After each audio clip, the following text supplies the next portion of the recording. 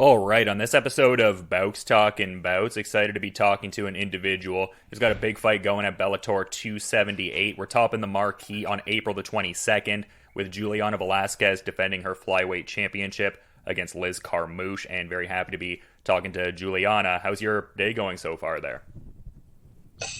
A Juliana falou da sua luta, né? E tá perguntando como tá sendo o seu dia até agora. Tô ansiosa, tá sendo ótimo.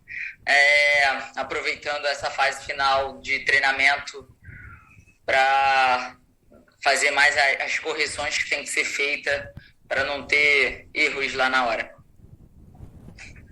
I'm a little bit anxious, but it's been great. Just doing the last adjustments on the last part of the camp, so everything goes perfectly on fight time.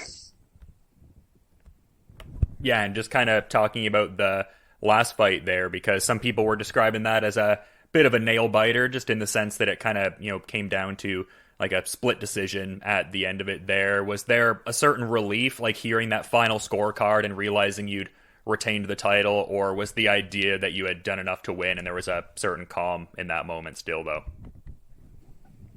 Em relação à sua última luta, foi uma luta apertada, foi uma decisão dividida. Quando você escutou o resultado, lhe deu um certo alívio ali, ou você já estava certa da vitória, que você tinha feito o suficiente para sair com o resultado? Na minha cabeça estava certo que eu teria vencido. Sei que foi uma luta dura, mas eu sou um atleta que eu consigo mais ou menos entender os rounds, o que está acontecendo, né? Então eu já imaginava que a decisão seria minha ali no final. Yeah, I had the decision. I knew it would be a tough fight, but I have a pretty good reading of what's going on in the fight, and once it was over, I knew for sure that I had one more round than her, and I would get the scorecards. And I'm wondering just how much confidence comes from a performance like that, because it seemed like the comprehensiveness with the boxing was what allowed for the decision to go her way there. And obviously, Denise Kielholtz has captured several world championships in pure stand-up combat sport there. So how much confidence does Juliana get from a performance like that?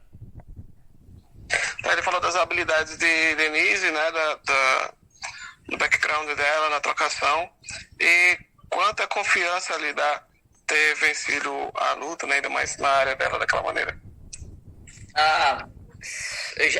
Eu acredito no que eu treino. Em todo o meu treinamento eu confio, tanto no meu boxe quanto no meu Muay Thai, no meu Jiu-Jitsu, né? Mas vencer uma tricampeã mundial de kickbox, né? Ainda mais fazendo só a parte da trocação, com certeza eu acho que fez acreditar no que tudo que eu estou fazendo está dando certo e que eu tenho que continuar, que o time que está ganhando não se mexe, né? Continuar fazendo o mesmo trabalho aí. Yeah, I'm pretty confident on my stand-up, my boxing, my Muay Thai, my kickboxing, but making it work in that fight against a kickboxing world champion, being effective and coming out with the win in a fight that was pretty much all stand-up, shows me that we're working on the correct way and that things are paying off. So it was very, very reassuring for me to know that what I'm working is correct and that I'm improving in every area. And there's a lot of people that subscribe to that, like Matt Hughes kind of adage about like you're not the champion until you get that first defense under you. Like, was there a bolstered sense of confidence, or I guess any particular feeling that came with notching that first defense, or not so much? Sorry, you were cutting in and out. Can you repeat the question, please? Oh, sure. I was just saying there's that kind of like Matt Hughes adage some people subscribe to about you're not the champion until you defend your title. Did Juliana feel that after her first defense, or perhaps not so much? Matt Hughes falou que você só é campeão quando defende o título, né? Uma frase dele que ficou famosa um tempo atrás. Você sente assim, e como foi ter defendido o seu título na sua primeira defesa? Eu acreditei que nessa luta eu não fosse sentir a pressão, tanto que nas entrevistas eu estava dizendo que eu não estava com pressão, mas eu senti sim uma pressão muito grande. Hoje eu estou fazendo um trabalho, já venho fazendo um trabalho, parte psicológica, para tirar essa pressão de mim. Então, eu acredito que realmente o campeão é aquele que mantém ali, mas eu sou campeã de muitas coisas, né? E eu acho que a todas as minhas vitórias, independente de ter sido cinturão ou não, eu me considerei uma campeã. Então, enfim, né, para mim não é só quem ganha ou não que é o campeão, né? Não faz muito sentido para mim essa frase. Não, você já é campeão pelo título, você disse, né? Não é pelo fato de ter que fazer a defesa. Não, sou campeão por ser campeã. Sou campeão. O título é só, acho que é a consequência, né? Do resultado. Então, o trabalho tem que ser feito para ser campeão, né? Ganhar a vitória e, consequentemente, vou levar o cinturão para casa. I think being a champion is already natural from the work we do to get here. So winning the title, you don't really need to defend the title to be a real champion. You're already the champion there. And of course, winning the title has its meanings. For me, I kept saying during fight week that I didn't have any pressure, I wasn't nervous at all, but actually I was very nervous at the time, and I've been working with a professional to prepare my mind around that, so the next challenges are easier to deal with on the mentally aspect, on the pressures and the expectations that are created. But I disagree with what he said. I don't think we need to defend the title to be real champions. Of course, it meant a lot to me to be a real champion, and I've been a champion before in other sports. So it's part of the game. It's a consequence of a work well done, and I think every fight, every win that we have makes us champions. Yeah, I'm more inclined to agree with that too. Capturing the title definitely cements the champion in my mind there, but just, talking about this next fight here, getting ready to fight Liz Carmouche, someone who has really just put together some great wins in Bellator, has contended for titles in 2 different weight divisions in the UFC. Like, what are your thoughts on Liz Carmouche's skill set and what she brings to the table for this next one? Ele falou das credenciais da Liz Carmouche, né, e quer saber quais são os seus pensamentos em relação a ela e o que ela traz, né, assim, pra mesa contra você nessa luta. Acho que ela é uma atleta experiente, né? Já lutou pelos títulos do Strike Force, do UFC, agora do Bellator. Acho que ela traz uma grande bagagem, né? Mas eu acredito no meu jogo, eu acredito no meu potencial, eu acredito hoje me sentindo sem pressão, né? Eu me sinto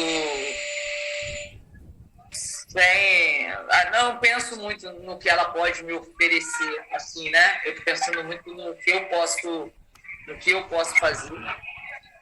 E é isso. She's a very accomplished fighter. She fought for titles in Strike Force and the UFC, and she brings a lot of new things to the table. But as far as the problems she posed to me, I'm feeling well about that, and I know it's going to be a very good challenge.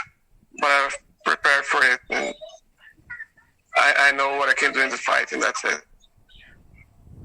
And I saw a relatively recent photo with PFL heavyweight hennan fahra, and that was cool to see, but more on the flyweight end of things, like who is Juliana sparring with to prepare herself for this next fight?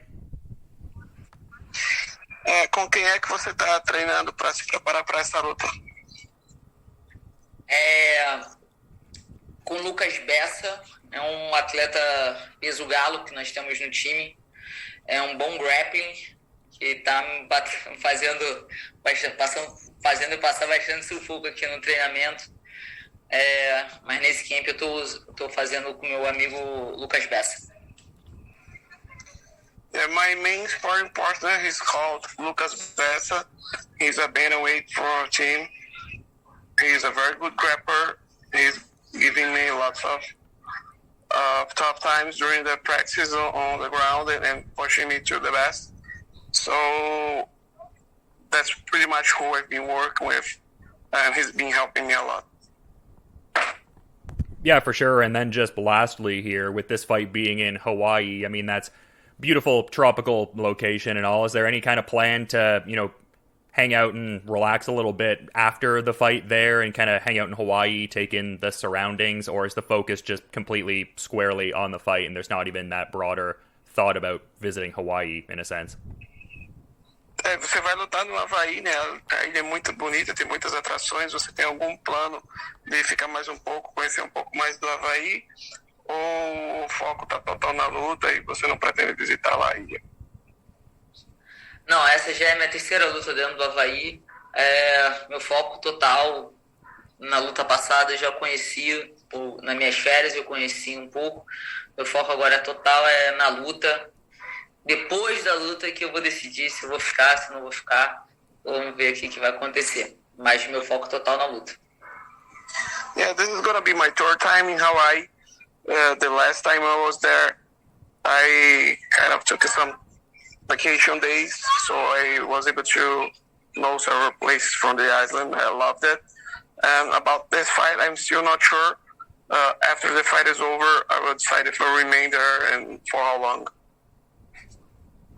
Yeah, good to hear and a lot to be excited about, but I want to be mindful of what I imagine is a busy schedule for Juliana. So is there anything she might want to add as a parting thought as we're wrapping up here? Tem mais algumas coisas para perguntar, mas sabe que você está com a agenda cheia aí. Tem mais alguma coisa que você gostaria de acrescentar para encerrar aqui a entrevista? Alguma declaração que você gostaria de dar? Não. As perguntas foram bem pertinentes ao meu camp. Not really. The questions were pretty good, and I think it sums up everything regarding my camp. Oh, well, pretty good is solid. I'll aim for great next time, but we have a great main event at Bellator 278, and people can check out that flyweight championship fight April the 22nd when Juliana Velasquez defends against Liz Carmouche. And again, to reiterate, thanks so much for the time, and just, enjoy the rest of your day there. Thanks so much. Thank you.